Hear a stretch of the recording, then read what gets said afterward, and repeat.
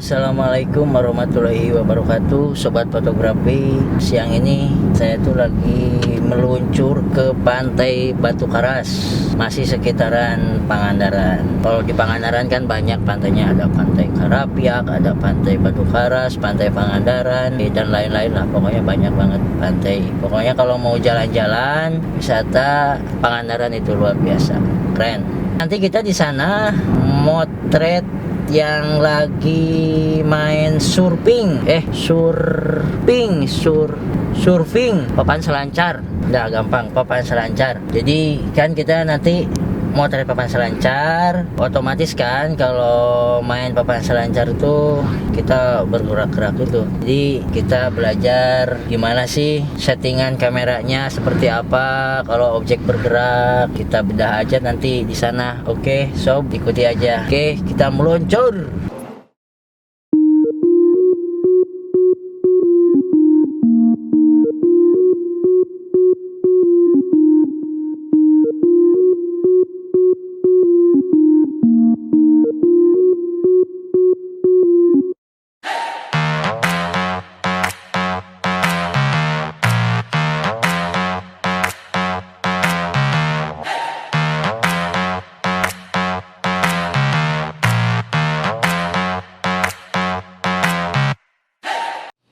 Oke, kali ini saya nggak sendirian, saya bareng sama sobat saya. Nanti kita perkenalan lah, siapa beliau, pokoknya luar biasa lah. Kalau masalah motret surfing, ini dia masternya.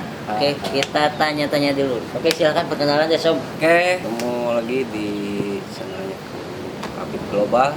Nama saya Giang dari Batu Karas. Kebetulan saya mungkin berprofesi sebagai fotografer surfing di Batu Karas. Saya mulai terjun ke dunia foto surfing awal 2013. Wow, 14, 19, 7 tahun. 7 tahun. 7 tahun. Lama, sob, luar biasa. Nama IG-nya apa, nama IG? Untuk Instagram ada Gianggau Foto, Gianggau Nanti Foto. ada di bawah lah, ditulis pokoknya. Langsung aja nih, kita ke teknik fotografinya nih. Kalau mau thread surfing itu harus gimana sih, settingan kameranya harus seperti apa, dan apa saja sih yang harus kita persiapkan? Nah, mungkin kalau secara basic dari setting kamera sama aja sih kayaknya kayak foto-foto biasa lah. Ada satu hal yang bisa dibilang wajib juga sih untuk foto surfing. Jadi kalau kalian pengen jadi fotografer surfing, minimal kalian tahu surfing. Jadi nanti momen-momen yang akan kita abadikan tuh yang mana gitu. Jadi nah itulah Biar lebih dapat lah ya. Nah itu jadi emang dituntut untuk minimal nggak bisa surfing tapi tahu lah atau cari referensi dari majalah-majalah surfing. Tapi lebih baik sih memang kalau kalian pengen ngedalamin fotografi surfing fotografi, jadi mending bisa surfing dulu. Oke, itu sob, bisa surfing dulu, lalu kita belajar motret. Kalau dari settingan nih, settingan kamera. Setting kebetulan kalau biasanya gini, itu mau di foto surfing atau kebetulan saya juga sekarang mulai merambah ke genre lain di foto motor. Jadi untuk settingan karena ini objek bergerak dan bisa dibilang gerak cepat juga, biasanya kalau saya tidak menggunakan teknik slow speed, pokoknya di shoot normal, settingan speed itu di 1000 Minimal apa? itu standar yang saya Standar. biasa saya gunakan. Nah untuk di minimal untuk shoot normal speed 640. Kalau Lihat sob, speed. nah itu speed 1000, terus paling rendah 640. Karena kenapa kita ngambil minimal minimal di 640 biasa untuk ngejaga kan biar nggak blur, tetap sharp lah. Ketajaman Ya. diperhatikan, objek Betul. ketajaman tetap diperhatikan. Nah, kan Oke. logikanya semakin kita speed besar berarti kan semakin cepat lah untuk ini nangkap. Oh. Dan kalau buat aperture, ISO dan lain-lain itu menyesuaikan. Cuman biasanya mau saya lebih suka memainkan di aperture. Jadi rata-rata ISO yang saya pakai itu di 200. Okay. Terus kalau misalnya terlalu terang kita mainin di aperture.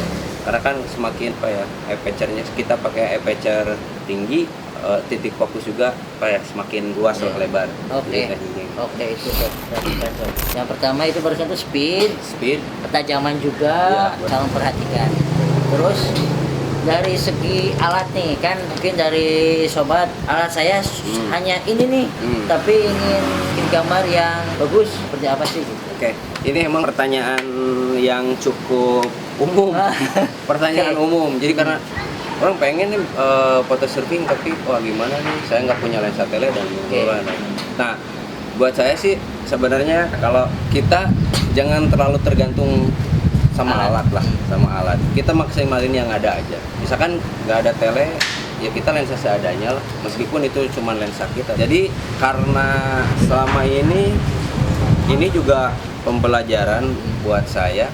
Dulu waktu pertama mulai, saya pernah nih sampai lihat-lihat Oke. majalah surfing. Nah, Satu majalah, ini 2 majalah, 3, sampai 4 majalah. Tapi saya ngerasa bahwa dari 4 majalah itu saya cuma buka 1 majalah.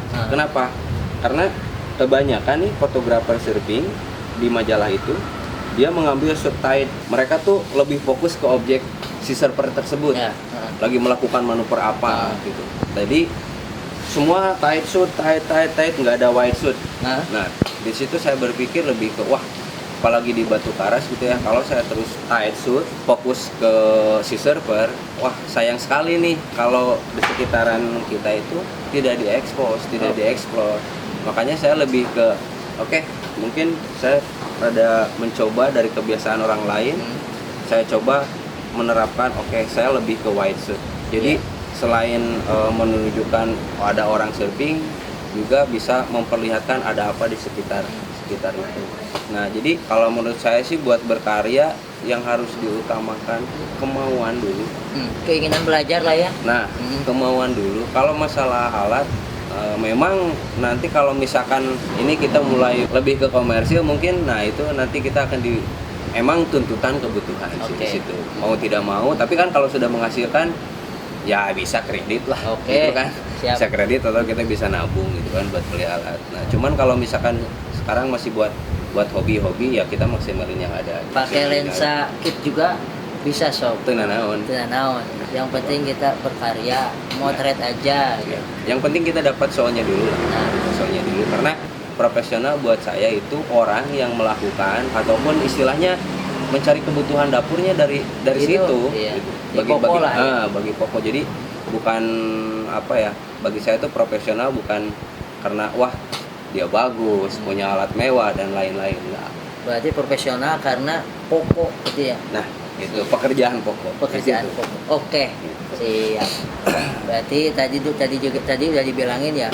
Alat seadanya, nggak usah pakai, harusnya kan kebanyakannya kan menggunakan tele, tripod yang bagus mungkin ya, yang lain-lain pokoknya alat-alat yang bagus, tapi dengan alat sederhana kita bisa membuat gambar yang lebih bagus. Intinya gitulah. Emang jadi mungkin seiring perkembangan fotografi juga gitu. Jadi lebih sekarang apalagi di foto surfing gitu lebih ke artnya sih yang dikeluarin gitu, lebih artnya. Jadi nggak terlalu fokus apanya gitu. Jadi nanti kita praktek ya. Nanti boleh. Oke, nanti kita praktek, praktekin langsung ya apa ya. Jadi ya mungkin dengan keterbatasan saya juga yang emang benar-benar apa ya, terjun di dunia fotografi itu modal nekat. Modal nekatnya karena saya jujur saya nggak punya basic sekolah fotografi atau apa gitu. Tapi saya belajar, jujur saya belajar dari apa ya, karya orang yang menurut saya terlalu mainstream. Nah di situ mungkin saya lebih mengimprovisasi diri saya di bidang fotografi karena seperti yang saya bilang tadi, saya melihat dari 4 majalah, saya berasa melihat wah saya cuma melihat 1 majalah. Nah di situ saya apa ya, lebih berpikir ke gimana caranya saya beda.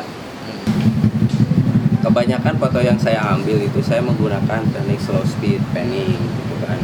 Jadi ya di speed gitulah high lebih speed ya, high speed. Ya. Oke, gini Sob, kita kesimpulannya nih. Jadi pada intinya kita berkarya aja dulu, Oke. berkarya dengan ikhlas tanpa ada pamrih gitu. Oke. Adapun misalkan ada hasil dari karya kita nanti, yaitu anggaplah sebagai bonus. Jadi Oke.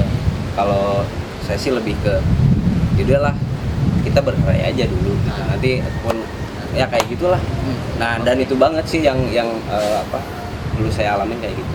Jadi saya mencoba aja dulu, Pokoknya motret aja dulu. motret aja dulu lah gitu. Oke. Ya mungkin itu sih kesimpulan dan harapan saya buat teman-teman yang pengen mendalami dunia fotografi surfing, lakukan aja dulu. Oke. Lakukan aja dulu. Gitulah. Oke. Cukup ya? Memaksimalkan alat yang ada. Oke, Itu siap. cukup lah. Baiklah. Habis ini kita praktek ya? Ya. Kita ke lapangan. Boleh. Oke. Ya. Mungkin gitu aja. Kita ngobrol-ngobrolnya sangat centre, sangat jelas, luar biasa banget. Pokoknya buat sobat yang mau ke sharing-sharing lebih dalam lagi bisa datang lah ke Batu Karas di sini ya. Boleh, ataupun yang tidak berkesempatan di sini bisa DM di Instagram saya atau Oke. bisa. Nantilah mungkin lebih jelasnya kita perjelas tentang setting dan lain-lain. Nanti kita akan Sampai praktek ya. Itu sob. Oke. Ya.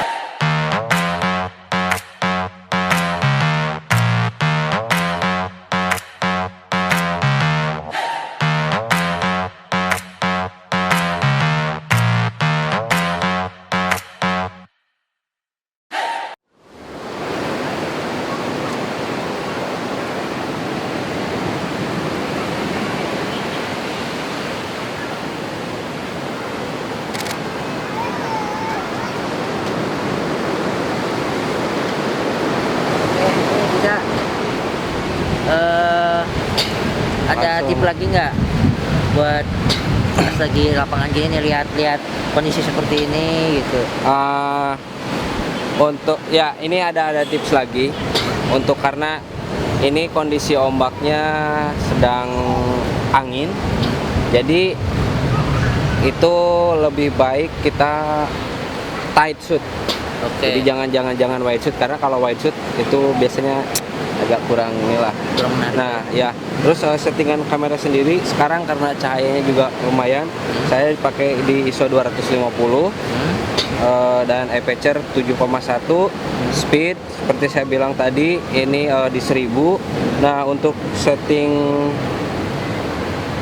ini color temperaturnya saya di Kelvin pakai 6400. Nah ini bisa menyesuaikan, karena kalau misalkan kayak gini kita masih pengen ada kuning-kuning di 6400. Itu biasanya saya gunakan kalau misalkan pagi hari, karena kuning beda loh, kuning sunrise sama kuning sunset. Oke. Nah kalau sunrise lebih ke kuning-kuning gitu. Nah kalau sunset lebih ke ada Agak biru-biru ya? Ya biru-biru. biru merah gimana gitu. Nah makanya biasanya saya kalau misalkan sore itu pas waktu sunset diturunin Kelvinnya jadi 5400, jadi ada biru-biru Enak gimana. lah ya. Enak gitulah, kita coba ya. Tapi kalau misalkan ini lebih baik kita cek dulu aja sih, misalkan wah ini gimana nih settingan gitu kan. Tapi yang pasti biasanya nggak tahu sih kalau orang lain ini kebiasaan apa yang standar, orang lain juga melakukan seperti itu. Cuman posisi saya kalau pas lagi motret gini Posisinya ya. ya, jadi jari-jari ini saya gini, jari tengah Iya. saya gunain buat press button, dan ini saya untuk speed. Nah karena kita nggak pakai lighting alam, nah di saat tiba-tiba redup saya bisa mainin speed, atau misalkan tiba-tiba pas kita terlalu terang, kita mungkin bisa mainin. Nah ini untuk mainin si aperture juga. Jadi makanya biasanya saya seperti ini. Oke. Jadi semua jari ini pas kita lagi membidik sasaran itu main gitu kan. Iya. Ya itulah mungkin. Nah karena ya mungkin ini bisa dimulai juga nih, dibiasakan Karena kan biasanya Pakai jari tengah ya itu ya. pakai jari tengah. Jadi ini Kita pijit shutternya pakai jari tengah sob. Ya, pakai jari tengah nih. Oke. Agak unik nih, unik nih. Ya. Bagus. Jadi Untuk tipe kamera nih, beda-beda nggak tipe kamera? Ada yang continuousnya lebih cepat atau nah, itu kalau buat surfing kita usahain emang kalau udah punya kamera yang semi pro itu kita pilih kamera yang continuous shootnya banyak, bisa misalkan cepet lah ya? cepet lah berapa frame per second gitu, karena yang kita butuhin biasanya gitu continuous shoot. Dan saya juga pakainya pasti seringnya continuous shoot itu, karena kan momennya nanti kita bisa pilih-pilih. Nah, gitu sih. Siap. Kalau tipe kamera pokoknya di ininya kita pakai continuous shoot, nggak pakai single shoot, jadi nanti bisa dipilih-pilih lah. Oke lah, kita praktek lagi sob. Ya. Siap, mulai. Tot, jadinya Tot ngejain Tot.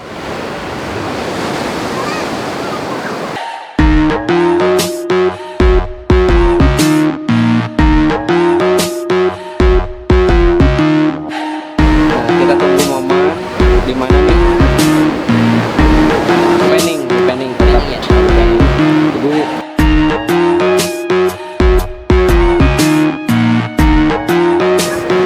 kan apalagi kalau misalkan kita di bawah terik matahari, kita harus banyak minum.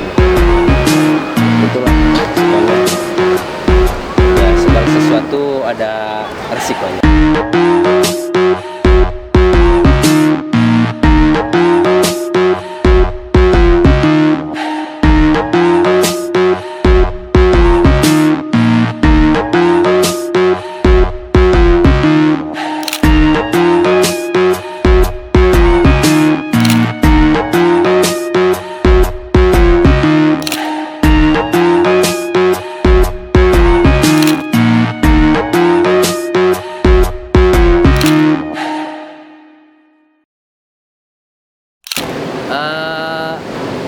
Mungkin hari ini materinya cukup gitu aja ya sob ya. Ya, Buat teman-teman semoga ilmunya bermanfaat lah. amin. Sharing. Semoga tersampaikan lah gitu. Ya kalau ada salah-salah penyampaian, karena mohon dimaklum juga, Ya, karena saya juga nggak ada nggak tahu basic teori fotografi. Saya hanya sekedar sharing Oke. apa yang sudah saya lakuin, gitu aja sih. Maaf kata nih kalau kepada para suhu Nah, yang tahu para teori. master lah pokoknya. Maaf kalau master ya pastilah cara penyampaiannya akan ya karena gitu. Ya, Saya nggak bukan dari Oke lah. Oke, cukup sekian ya sob. Ya. Terima kasih yang udah nonton. Jangan lupa like, di-share dan subscribe yang belum. Cukup sekian. Assalamualaikum warahmatullahi wabarakatuh. Siap. Sukses Om. Amin. Siap.